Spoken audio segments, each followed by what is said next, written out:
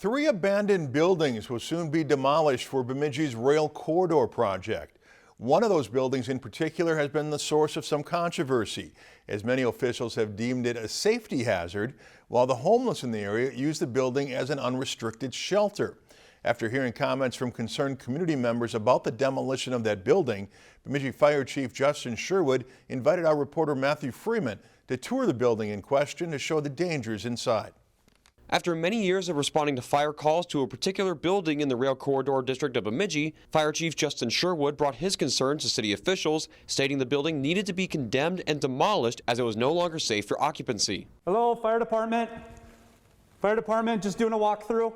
Chief Sherwood invited me for a tour of the building he deems unsafe to show off the dangers inside. So just like you, this is my first time in here too. So let's check it out.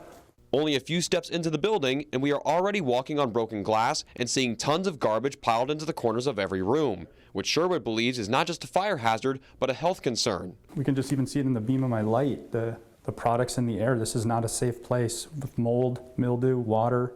What also concerns Chief Sherwood is the condition of the building itself, especially as his department continues to receive calls of fires breaking out inside. Wood posts that are here supporting the stories above, in addition to the concrete, can become compromised. And when we look over here, these chases and these support beams that have been compromised. And so while the outside itself may not be combustible, if we get up inside these chases, fire can run and it can really have an impact on the structural stability. And in many of those rooms filled with broken glass, garbage, and used syringes usually sits a few mattresses for those who are in desperate need of shelter. When we have people sleeping in here, even though there's no power and utility, we take excessive actions to try to stay warm, and things like this start on fire, no notification, and it really concerns me that someone's going to get hurt. Those concerns become more apparent as we stepped into the pitch black basement.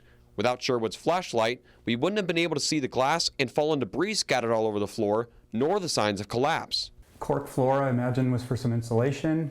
Maybe that's what we were walking on upstairs, followed by a concrete base, which is here.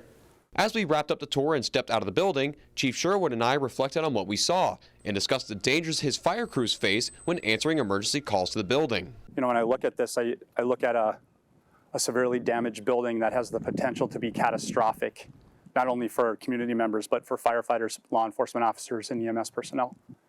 This is a firefighter's nightmare. Chief Sherwood believes this building is in no condition for anyone using it as a temporary residence. Sherwood acknowledged the lack of housing and shelters in the area and hopes to be a part of the solution. Part of that solution for Sherwood is the demolition of this building. People are living here as they feel as they have no other option. And I hope to be part of that solution, not only as your fire chief and emergency manager, but as a city employee, because we are working together with state and county resources to try to find a better solution, and that's what we need to do. Reporting in Bemidji, I'm Matthew Freeman, Lakeland News.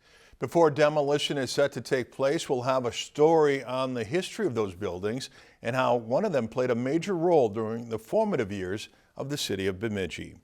Lakeland News is a nonprofit news organization. Donate to Lakeland PBS today to support your local news team.